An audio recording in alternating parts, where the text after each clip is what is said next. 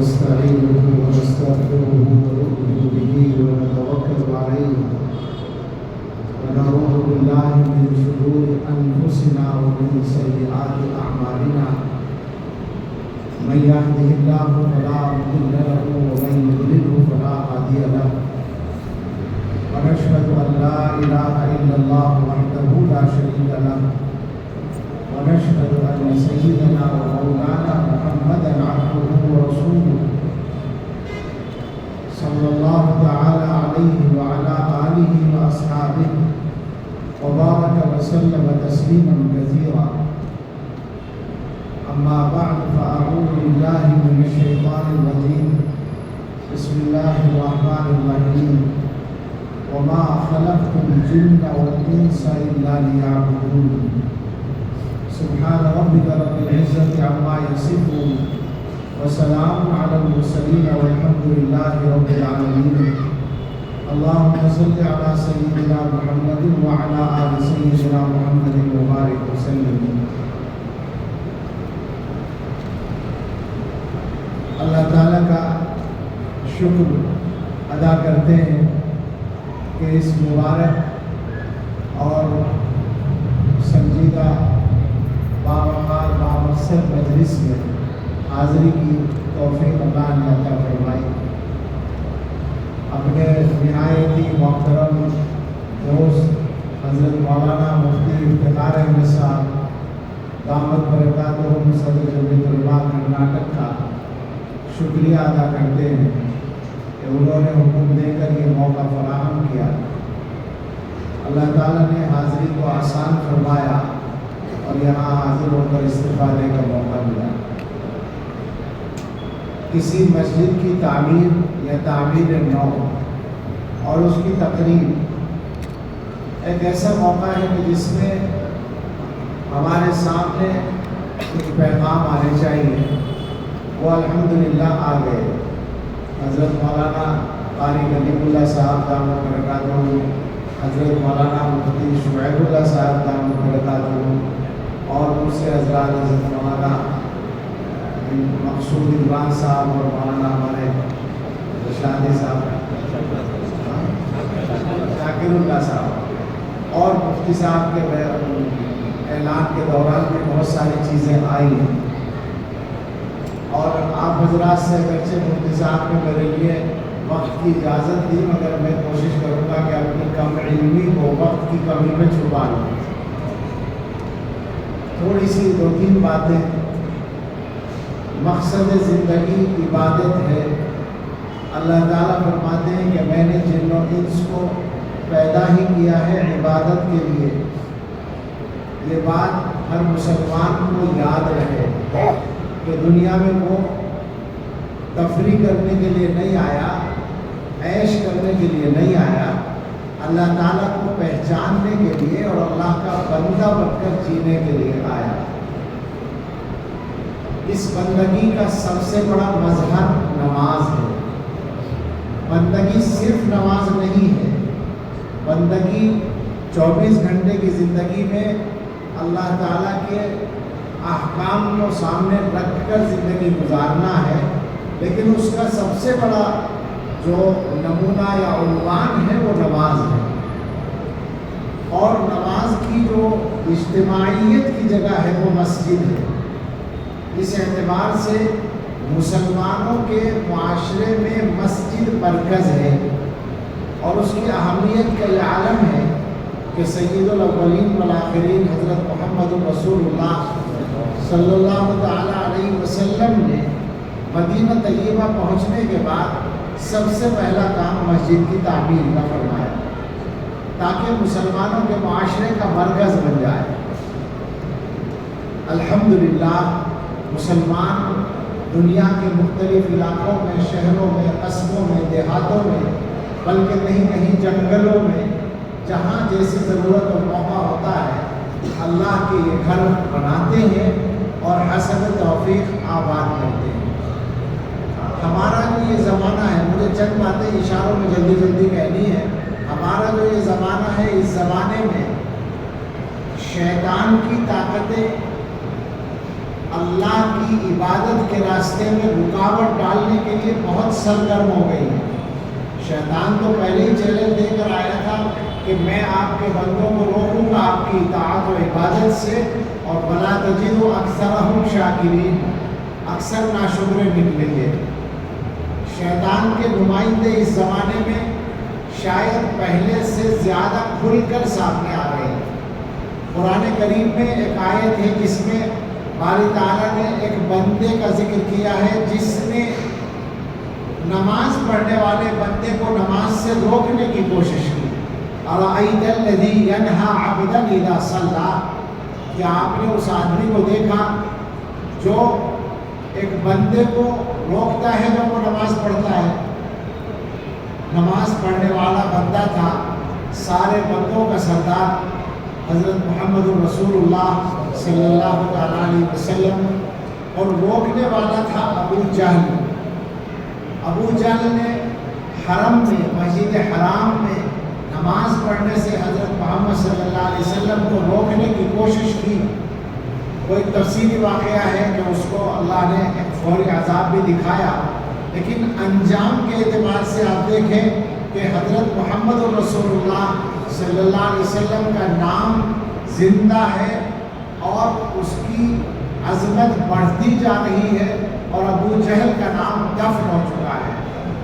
مسلمانوں کو اپنے زمانے کے اندر وہ سارے لوگ جو ابو جہل کی جانشینی کا کام کر رہے ہیں، جو کوشش کر رہے ہیں ینہا عبدًا اذا صلی، یہ کام ہو رہا ہے، کھلے طور پر ہو رہا ہے۔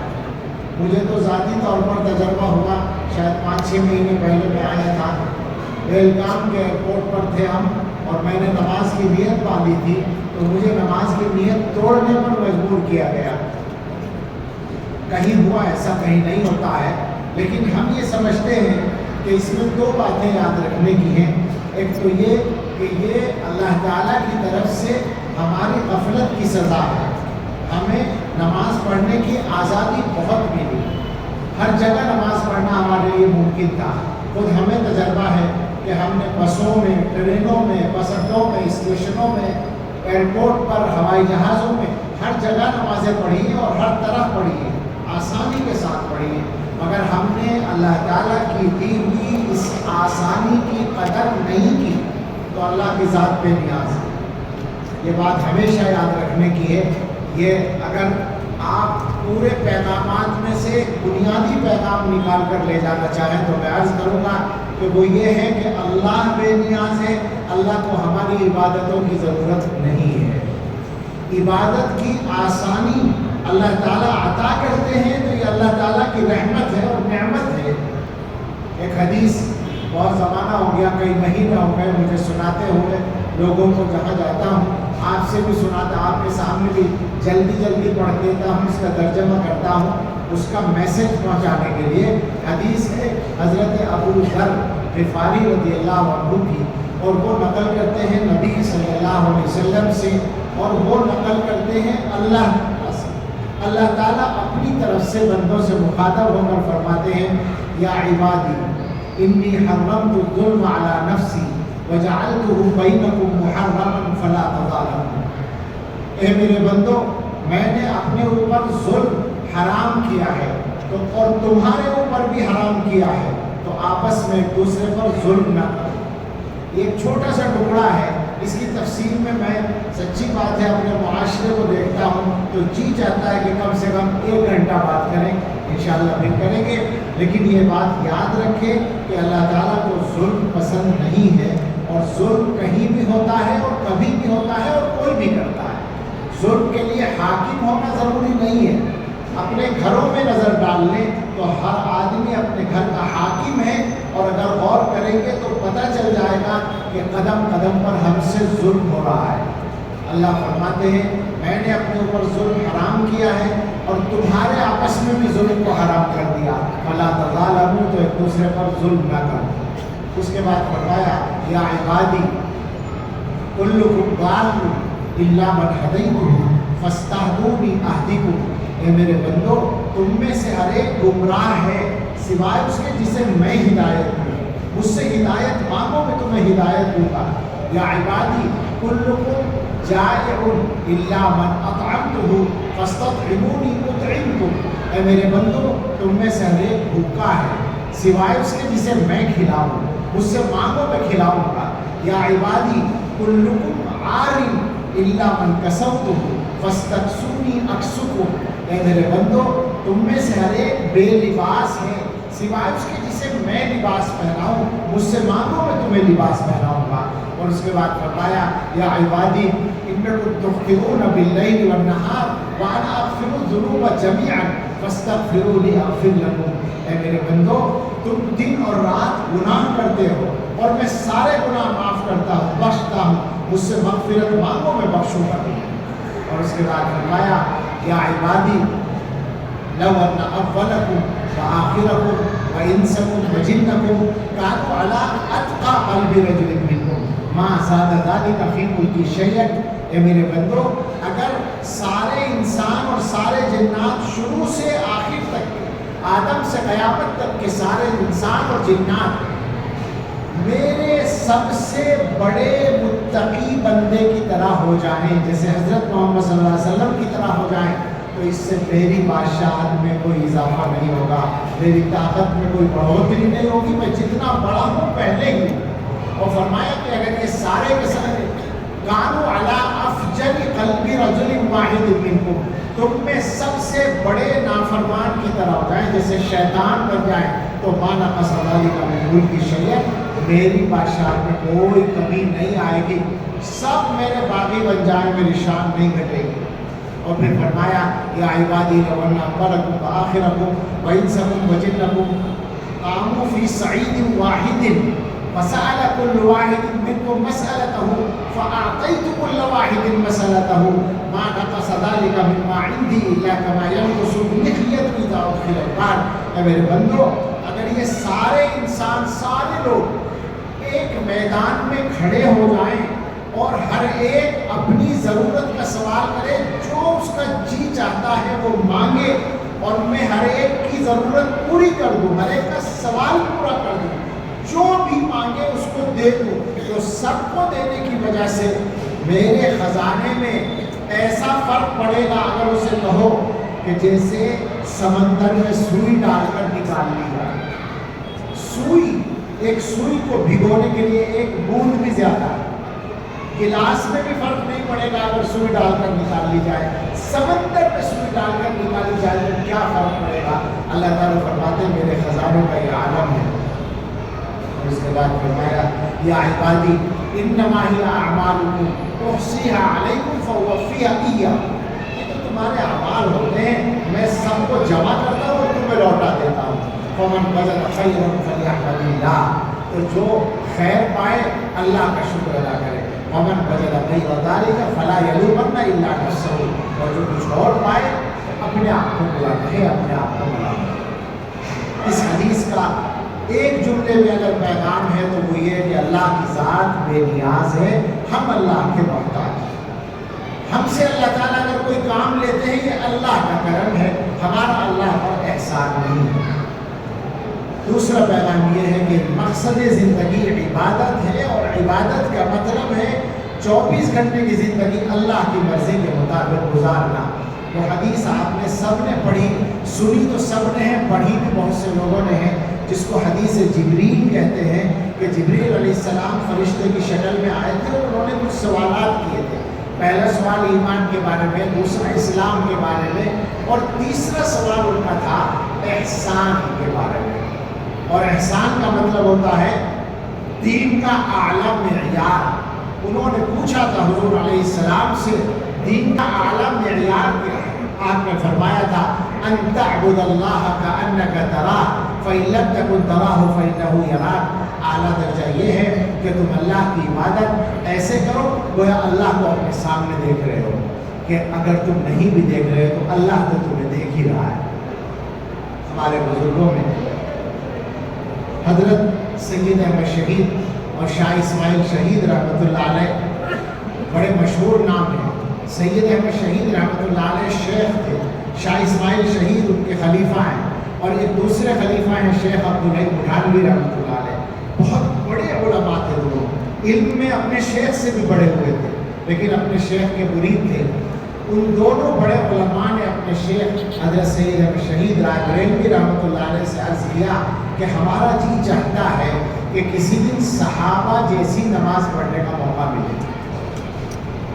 انہوں نے فرمایا عشاء کی نماز کے بعد آ گئے تو فرمایا کہ جائیے سنت کے مطابق وضو کر کے 2 رکعت نفل پڑھیے اس طرح سے کہ شروع سے آخر تک اللہ کے علاوہ کسی کا دھیان نہ آئے, پورے طور پر اللہ تعالیٰ کی طرف توجہ ہو. دونوں حضرات چلے گئے اور 2 رکعت پڑھی. بڑے لوگ تھے, بڑے بزرگ تھے, بڑے عالم تھے, ہماری طرح نہیں تھے. یقین ہے, ہمیں یقین ہے کہ انہوں نے ایسے ہی پڑھی ہوگی جیسے بتائی گئی, مگر جو بڑے لوگ ہوتے ہیں ان کی نظر اپنے عمل کی اچھائی پر نہیں ہوتی, وہ اپنے عمل کو برا سمجھتے ہیں, کم سمجھتے ہیں. سلام پھیر کر دونوں سوچنے لگے کہ جیسی فرمائی تھی, جیسی نماز بتائی تھی ویسی نہیں ہوئی, لہٰذا دوبارہ پڑھ لی جائے, زیادہ اچھی کریں.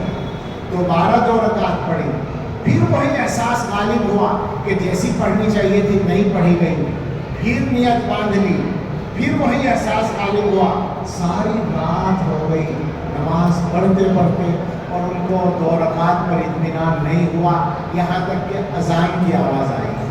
تو دونوں رونے لگے, استغفر اللہ استغفر اللہ, اللہ معاف کر دے کہ ساری رات میں ہم 2 رکعت ڈھنگ کی نہیں پڑھ سکے. پہنچے شیخ کے پاس, سید صاحب کے پاس, اور ان سے کہا کہ حضرت ساری رات ہو گئی نماز پڑھتے ہوئے, اللہ معاف کرے 2 رکعت ہم ڈھنگ کی نہیں پڑھ سکے, صحابہ جیسی نماز کہاں پڑھی جا رہی. سید صاحب نے فرمایا الحمدللہ ہو گئی صحابہ جیسی نماز. صحابہ کا یہی تو ہے کہ کانوا قلیلا من اللیل ما یہجعون وبالاسحار هم یستغفرون, راتوں کو عبادت کرتے اور صبح کو اللہ سے معافی مانگتے. تم نے یہی کام کر لیا. یہ پیغام ہے. پیغام یہ ہے کہ ہمارا حال تو ہے ہم گناہ کر کے بھی اللہ سے معافی نہیں مانگتے, اور وہ عبادت کر کے بھی اللہ سے معافی مانگتے تھے کہ اللہ جیسی عبادت ہونی چاہیے تھی ویسی عبادت نہیں. یہ اللہ کا گھر ہے, اللہ نے آپ کو تعمیر کا موقع دیا ہے. ہم سب کو نیت کرنی چاہیے کہ جہاں جہاں اللہ توفیق دے اور موقع دے ہم اللہ کے گھر بنائیں. اللہ ہمارے لیے آسان کرے, ہم اللہ کے لیے سجدے کرنے کا انتظام کریں, اور وہ طبقہ جو الذی ینہا عبدا اذا صلی والا کردار ادا کر رہا ہے, نمازوں سے روکنے کا جو کردار ادا کر رہا ہے, اس طبقے کو بھی سمجھانے میں کامیاب ہونے کی کوشش کریں کہ یہ نماز تمہارے لیے بھی فائدہ مند ہے, تمہیں اس سے ڈرنے کی ضرورت نہیں ہے. نماز پڑھنے والا مسلمان بے نمازی مسلمان سے اچھا ہوتا ہے. نماز کا پابند مسلمان ملک کا بھی اچھا شہری ہوتا ہے, اور نماز پڑھنے سے اللہ کی رحمتیں آتی ہیں جس میں سے کچھ نہ کچھ حصہ تمہیں بھی ملتا ہے. اور یہ وہ گھر ہے جو اللہ کا گھر ہے, یہ وہ در ہے جہاں انسان کا سر جھکنا چاہیے, اور حقیقت یہ ہے کہ یہی وہ جگہ ہے جہاں سر جھکنا چاہیے, اور جس کا سر یہاں جھکتا ہے پھر اس کو کہیں اور سر جھکانے کی ضرورت نہیں پڑتی. ہر در پہ جو جھک جائے, ہر در پہ جو جھک جائے اسے سر نہیں کہتے, سر جس پہ نہ جھک جائے اسے در نہیں کہتے. یہ وہ در ہے جہاں سر جھکانے کی ضرورت ہے, اور جب ہم حقیقت میں یہاں سر جھکا لیں گے تو پھر دنیا کے سامنے ہمیں سر جھکانے کی ضرورت نہیں پیش آئے گی. ہمارے بڑوں کی یہی تاریخ ہے, ہمارے سامنے اللہ والوں کی تاریخ ہے, علماء کی تاریخ ہے. ہم نے دیکھا ہے شیخ الاسلام حضرت مدنی رحمۃ اللہ علیہ دارالعلوم دیوبند میں صدر جمہوریہ راجندر پرساد ان سے ملنے کے لیے دیوبند آئے, حضرت مدنی سے ملاقات ہی کے لیے آئے, یہ مجھے تحقیق سے معلوم ہے. اور ان کے آنے پر ایک پروگرام ہوا تو اس میں کسی نے چپکے سے فوٹو لیا. حضرت بہت حقیق فرماتے تھے, لیکن چپکے صدر جمہوریہ آیا ہوا تھا تو بہرحال کسی نے لیا, تو وہ فوٹو میں نے دیکھا ہے. حضرت اس میں آرام سے ٹیک لگائے ہوئے بیٹھے ہیں, اور صدر جمہوریہ ان کے سامنے سر جھکائے ہوئے ادب کے ساتھ. جب اللہ کے سامنے سر جھک جاتا ہے کسی کا تو دنیا والوں کا سر اس کے سامنے جھک جاتا ہے. شیخ بدر الدین حسنی ان کے شام میں دمشق کی راجدھانی دمشق کی جامع مسجد میں, وہ بھی ایک مسجد ہے جامع اموی, اس میں حدیث کا سبق پڑھا رہے ہیں. ملک کا وزیر اعظم ملنے کے لیے آیا. لوگوں نے بتایا کہ حضرت وزیر اعظم آ رہا ہے. کہا آنے دو, بلا لو. پیر میں تکلیف تھی جس کی وجہ سے پاؤں کو پھیلا کر بیٹھے ہوئے تھے اور سبق پڑھا رہے تھے. حضرت نے فرمایا کوئی نہ اٹھے, وزیر اعظم کو آنے دے. طلبا جو پڑھنے والے تھے وہ بھی بیٹھے رہے. وزیر اعظم آیا, مصافحہ کیا, گفتگو کی, کچھ مسائل پر گفتگو کرنی تھی, مصافحہ کر کے چلا گیا. حضرت کا وہ پاؤں جو پھیلا ہوا تھا وہ اسی طرح پھیلا رہا, وزیر اعظم کے بیٹھے ہوئے بھی. چلا گیا اور جانے کے بعد تھوڑی دیر کے بعد اس کا قاصد آیا ایک تھیلی لے کر. کیا ہے کہ وزیر اعظم نے آپ کو ہدیہ بھیجا ہے 1000 دینار. فرمایا واپس لے جاؤ اور وزیر اعظم سے کہہ دینا کہ الذی یمد رجلہ لا یمد یدہ, جو اپنا پیر پھیلا سکتا ہے وہ ہاتھ نہیں پھیلا سکتا. جس کے اندر, جس کے ایمان میں یہ طاقت ہے کہ وہ وزیر اعظم کے سامنے پاؤں پھیلا کر بیٹھ جائے, اس کو اس کے سامنے ہاتھ پھیلانے کی ضرورت نہیں ہے. عرض یہ کرنا ہے ہم اللہ کے محتاج ہیں اور کسی کے محتاج نہیں ہیں, اور دینے والے اللہ تعالیٰ ہیں. اپنے آپ کو صرف اللہ کا محتاج بنائیں اور صرف اللہ کا بندہ بنائیں تو پھر دنیا والوں کے سامنے سر جھکانے کی ضرورت نہیں پڑے گی. ہم اپنی زندگی میں نماز کو زندہ کریں. اس وقت مسلمانوں کی صورتحال انتہائی تکلیف دہ ہے. شہروں میں تو آپ کو اچھی مسجدوں میں نمازیوں کی ایک معقول تعداد نظر آتی ہے, لیکن عام حال ایسا نہیں ہے. اور اگر آبادی پر تقسیم کریں گے تو یہاں بھی وہی حال ہے. کیا 10% سے زیادہ مسلمان مسجد میں ہیں؟ محلے کی جو آبادی ہے اس کا 10واں حصہ, اس سے زیادہ تو نہیں ہے. مسلمانوں کی اکثریت اس وقت نماز سے دور ہے. یہ مسلمانوں کی سب سے بڑی کمزوری ہے. اس پر ہم سب کو محنت کرنے کی ضرورت ہے اور کوشش کرنی چاہیے کہ ہمارے گھروں میں نماز زندہ ہو اور ہمارے محلوں میں نماز مضبوطی کے ساتھ زندہ ہو. ہم سب مسجدوں کو آباد کرنے والے ہوں. یہ مسجدیں ابھی بہت سی باتیں آئی ہیں, مسجدوں کے وہ بہت سے کاموں کا مرکز بنایا جا سکتا ہے, ضرور بنایا جا سکتا ہے اور ضرورت کے مطابق بنایا جائے وہ مبارک ہے. لیکن بنیادی طور پر مسجد قائم ہے اللہ کی یاد کے لیے, نماز کے لیے, قراءت قرآن کے لیے. اللہ کی مسجدوں کو زیادہ سے زیادہ عبادت سے آباد کرنے کی ضرورت ہے اور اپنے گھروں کو بھی عبادت سے آباد کرنے کی ضرورت ہے. اللہ کی ذات بے نیاز ہے. جب ہم اللہ کے سامنے بار بار سجدے کریں گے اور اللہ تعالیٰ دیکھیں گے کہ میرے بندے میرے سامنے جھکنا چاہتے ہیں تو اللہ تعالیٰ ہمیں زیادہ سے زیادہ مسجدیں عطا فرمائیں گے. آپ میرے اشارے کو سمجھ لیں کہ ابھی تو صورتحال یہ ہے کہ ہمارے ہاتھ سے مسجدیں جا رہی ہیں, اچھی خاصی تعداد میں جا چکی ہیں. شہرت تو 2-4 کی 1-2 کی ہے, لیکن روڈ بننے کے نام پر اور بہت سے عنوانات سے سینکڑوں مسجدیں ختم ہو چکی ہیں. کیا بات ہے آخر یہ؟ اللہ تعالیٰ کی اپنی مسجدوں کو بچانے کی قدرت نہیں رکھتے؟ اللہ تعالیٰ سب کچھ قدرت رکھتے ہیں. جنہوں نے ابابیلوں کے ذریعے, چھوٹے سے پرندوں کے ذریعے کعبے کو بچایا تھا, وہ اپنی مسجدوں کو نہیں بچا سکتے. لیکن وہ ہمیں سبق سکھانا چاہتے ہیں کہ تم یہ سمجھنا کہ تمہاری کوئی حیثیت ہے, تم اللہ کی نعمتوں کا احساس کرو, اللہ کی مسجدوں کو اللہ کی نعمت سمجھو. ایک بات کر کے جملہ کہہ کے بات ختم کرتا ہوں. شریعت پر عمل کرنا مسلمان کا فرض اور اس کی ذمہ داری ہے, اور اس پر عمل کرنے کی آسانی ملنا یہ اللہ کی نعمت ہے. اس نعمت کو جہاں بھی کہیں مل جائے اس کی ہمیں قدر کرنے کی ضرورت ہے تو اللہ تعالیٰ مزید عطا کرتے ہیں. یہ مسجد مبارک بنی ہے اور الحمدللہ مفتی صاحب نے متوجہ کیا کہ ساری مسجد کو سفید رکھا گیا. سبحان اللہ. رسول اللہ صلی اللہ علیہ وسلم کو تمام رنگوں میں سب سے زیادہ سفید رنگ ہی پسند تھا. تو مسجد کا یہ رنگ ایک دم داخل ہوتے ہی ایک نورانیت کا احساس ہوتا ہے. مسجد کی اپنی ایک نورانیت ہوتی ہے, کوئی سا بھی رنگ ہو. یہ واقعہ ہے, چاہے پرانی مسجد ہو, مسجد کا اپنا ایک نور ہوتا ہے. لیکن جب ظاہری طور پر بھی ایک نورانی منظر بنا لیا گیا تو یہ گویا باطنی اور ظاہری رونق مل کر اس کو اور دوبارہ کر رہی ہے. اللہ تعالیٰ اس کو سلامت رکھے, قیامت تک آباد رکھے. مفتی صاحب اور ان کے وہ تمام حضرات رفقا جن کا تذکرہ بغیر نام کے ہوا ہے, کسی کا نام نہیں لیا, مرحومین کا نام لیا گیا, زندوں کا نام نہیں لیا گیا. اللہ تعالیٰ سلامت رکھے اور قبول فرمائے. بس یہی دعا ہے. اللہ بے نیاز ہے, ہم اللہ کے بندے اور اللہ کے محتاج ہیں. اللہ تعالیٰ کوئی کام لیتے ہیں تو یہ ان کا کرم ہے. اپنے فضل سے اللہ قبول فرمائے اور ہم سب کو, ہمارے گھر والوں کو, ہماری نسلوں کو اور پوری امت کو اللہ تعالیٰ پابند نمازی بنا دے اور دین پر چلنا